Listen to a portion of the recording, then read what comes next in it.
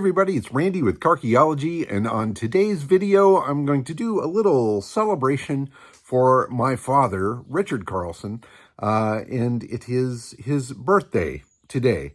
Now, my dad passed away many years ago. I was 18 years old when he passed, and I will admit that that was a pretty traumatic thing for me.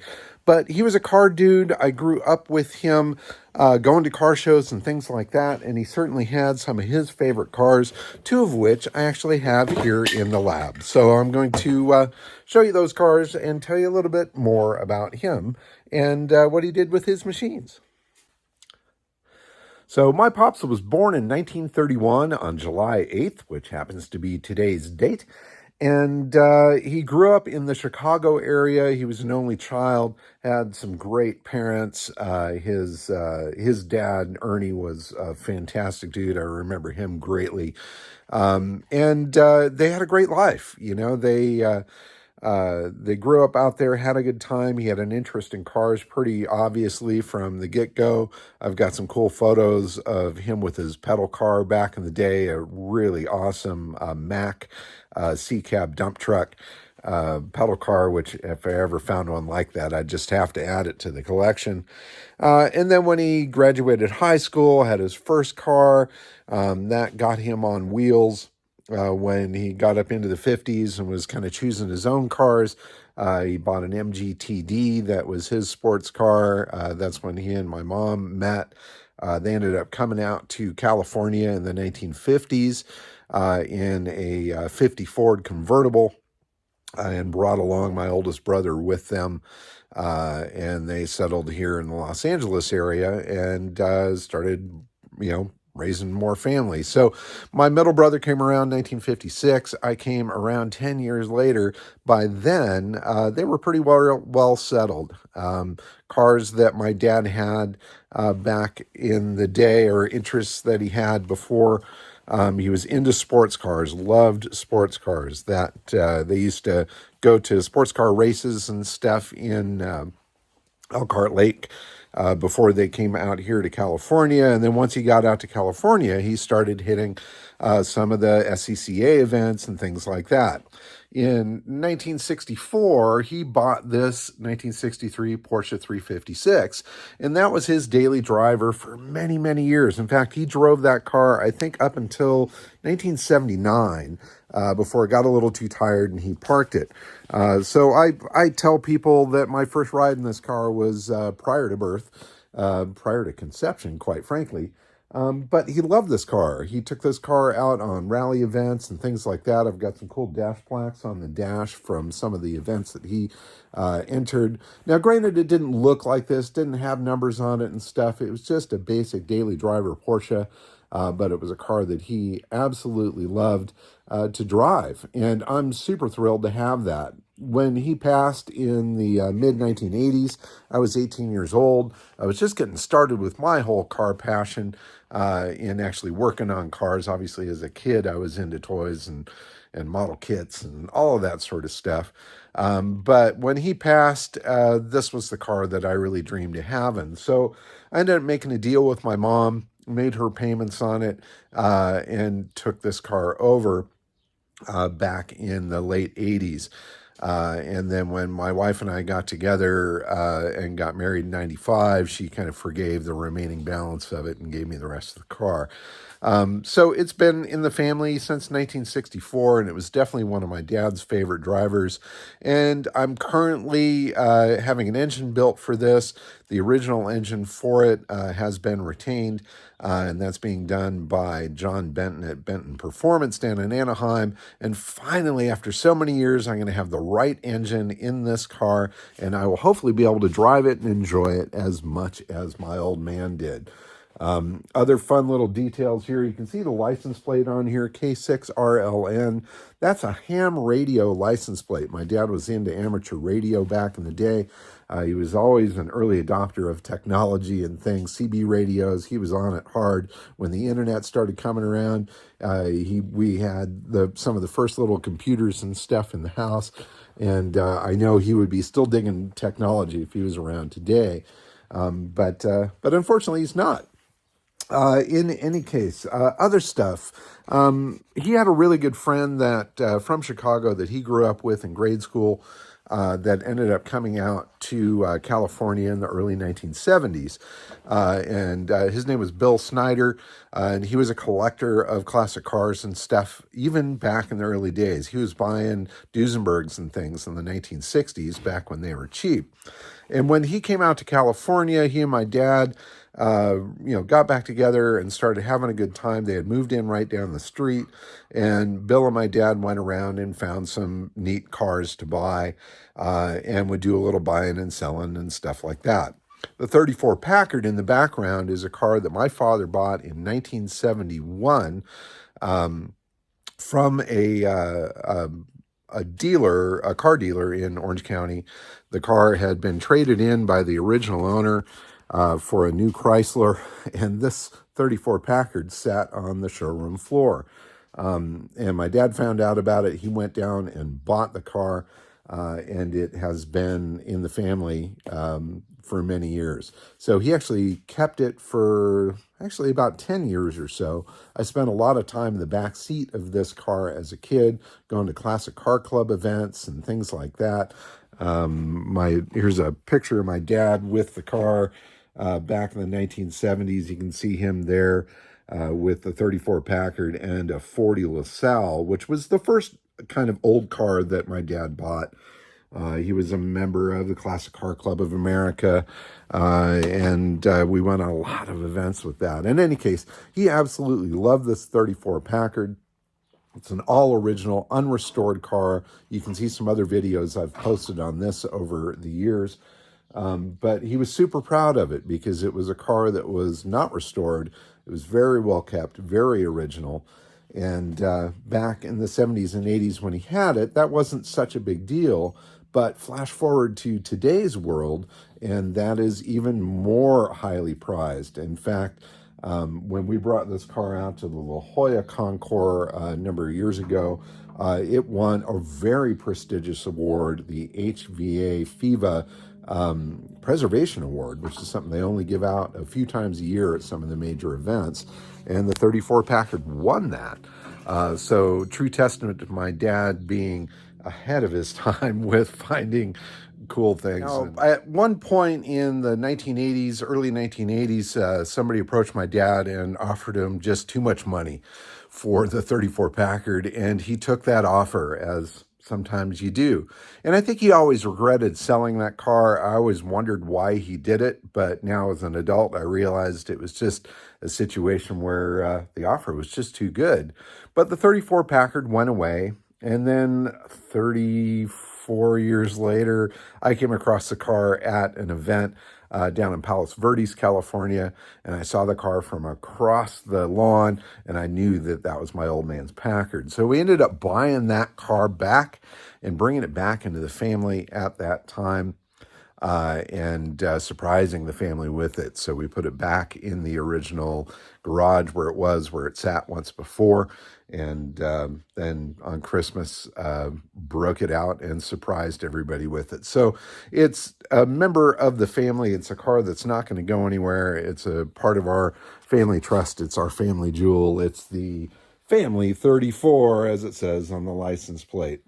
So I'm thrilled to have that car here in my collection now. My brothers and I, we share this. We have a good time with it.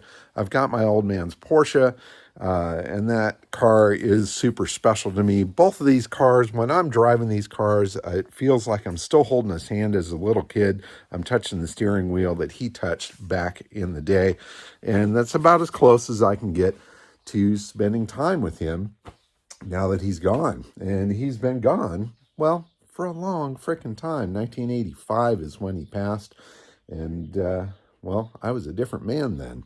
But certainly the things that he taught me and the passions that he shared with me have brought me to where I am today.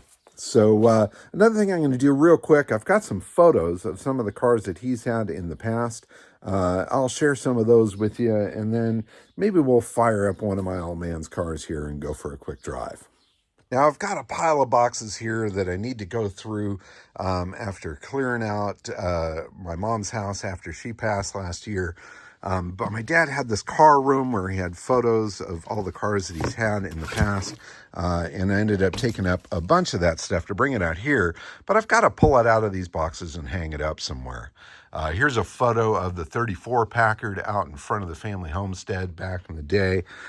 This was perhaps the most spectacular car that he owned back when I was a kid. This is a 1955 Mercedes 300 SL Gullwing. And one of the neatest things about this, and talking with my brothers about it, now I was too young to drive when my old man had this car, but my brothers weren't. And Dad was cool enough to actually throw the keys to both Rick and Royce and let them drive this car. And drive this car they did. Man, they went out and raced it. They had a bunch of fun with it. Fortunately, didn't wreck it, but they both have the memories of being behind the wheel because my old man was cool enough to let them do that. Let's see, other stuff that's in here. We'll go through some of these here. Here's the 40 LaSalle. This is a 40 LaSalle convertible coupe, pretty rare car. And this was the first vintage car that my dad bought that kind of started the whole collection. You can see here in the background here, the pictures here, some 60s era cars. This car, I think, was bought back in like 68, 69, something like that. But it was definitely early on in his collecting days. Let's see, what else do we got here? Oh, we've got the Austin Healey 104. That was a really awesome car. It had the Le Mans hood on it. Really bitchin' machine. You can see in the background some of the other cars, a 190 SL, a 34 Rolls Royce, and my brother's old hippie pickup truck sitting in the driveway next to that. Let's see, what do we got here? Oh, the Rolls. This was another really super special car. This was a 34 Rolls Continental. Gorgeous car. It was huge. In fact, it was too big to fit into our family garage, but it would fit into the neighbor's garage, and so that's where it sat most of the time. But I remember some great stories with this car when we went to pick this up after having the clutch adjusted. My mom was riding in the back seat. I was riding on this side, the driver's side, because it was right-hand drive, but I could pretend like I was driving, and we rolled through a McDonald's drive-through in the thing, and I ordered. And it was so fun to see the look on the people's faces when we pulled up. Here's this little kid in this massive Rolls Royce picking up a Happy Meal. And then, of course, my mom was pretending to be the queen in the back, and she was a little put out that we were rolling through McDonald's. But spectacular car. This car, I think, is in Japan now in a big collection. I've been trying to hunt that down. I found some photos of it recently, and I think it is there. Let's see, here's an old picture of the 356 in the driveway. Kind of a faded shot, but you can see it in its stock form. What do we got here? Oh, this was another killer car. This was a really early Porsche 356. This was a 52. It was what they call an interim bumper car, so it didn't have the full wraparound bumpers. It had the sort of V windshield, so everything kind of distorted a little bit in there. This was an early car, and I remember riding around in that. My brothers both got a chance to drive that car around a fair bit. And I remember when he sold it to Auto Zipper, which as a kid I thought was the coolest frickin' name ever. That he was a collector and car dealer in California and racer. Let's see, T-Birds. My dad had a couple of these early T-Birds. This one I think was a 56. Cool turquoise color with a white top. He had another one which was white. We'll probably find photos of that. 190 SLs, he had a couple of those. He had a white one that he kept for a long time. In fact, my oldest brother has that car now. And then he also had the silver one here, which was a car that kind of came and went. But beautiful car and super fun. Oh, the MGTD. So here's an early shot of the MG in Chicago. It looks like that's my mom behind the wheel. And that was a fun car. So they would drive this thing around, go to sports car club events, and enjoy the fun of sports cars. Packards. My dad was a big Packard guy. This is a 1940 formal Packard. So this was a big one. It had a padded top. It was like a limousine. That was a super cool car. He had a variety of those Packards of that era. one of which he sold at auction to Steve McQueen. Mustang convertibles, he had a couple of these. This was a 64 and a half convertible that he did some restoration work on to make a couple bucks. Here's the other early T-Bird, the white one. I believe that one was a stick. That was kind of a fun car. 39 Packard Coupe. This was a cool car that he had for a little while. I remember riding around in that. Some years later, I found one that was pretty similar a couple years earlier, but definitely enjoyed that. And there were many more. Man, he went through a bunch of different cars. He had a lot of American classics and stuff similar to the 34 Packard and these other Packards. And he would kind of go through these things, and he'd buy and sell and enjoy and have a little fun with it. It was a hobby, not a business, but he made a couple dollars on it, and it was certainly fun for him to do it. Other cars that he had that were pretty fun, he had a 1933 Pierce Arrow 12-cylinder car.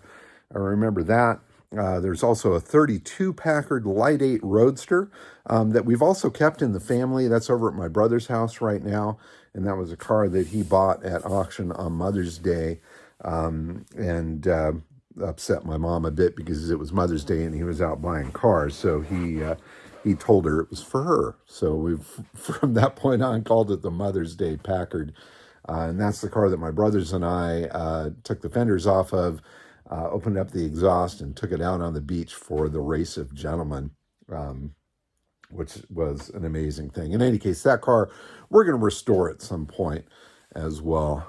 Trying to think of other things that Pops had. There was a big, I think, 37 Lincoln V12 sedan that he bought as a project with his buddy Bill. I remember when it showed up, it was a car that had been bought at a distance, and the car up above it on the rack of the truck had rolled off, and the front wheels had put dents in the leading edge of the roof right over the windshield. So it had these two little divots there. Anyway, it's kind of fun. All the stuff that I remember growing up in a car family with a dad that was into all these machines. And that obviously affected me greatly and kind of set me on a path for my own life of playing with cars. And throughout all of that, I mean, I've certainly had a lot of enjoyment out of it. I do feel like a lot of the motivation of dealing with the car stuff thing is to feel closer to my dad. And it's done that. I know that everything that I've done and all the cool places I've been, that if he was beside me, he'd be having an absolute blast. So on the anniversary of his birth here in 2024, I thought it was worthy to do a quick little video of my old man and his passion for automobiles, and, well, how it's turned me into the car nut that I am today. So happy birthday, Dad. Thanks very much for infecting me with the car gene, if that is such a thing, or at least the sickness and passion for them. It's provided a fantastic life for me, something that absolutely never gets old, and I know that you'd be proud of seeing me do what I do. So sharing a little bit of your story with everybody helps keep you alive. And I hope that everybody that's watching this is inspired a bit by that, to give credit to their parents for what they did for them. Because without our parents, well, we wouldn't exist, because that's how that stuff works. In any case, thank you so much for watching. Please subscribe if you haven't. Keep on digging them up and driving them. Lots more fun with old cars ahead. And if your dad's around, go pick him up. Take him out to ice cream. Do something like that. All right. Thanks for watching. Bye-bye.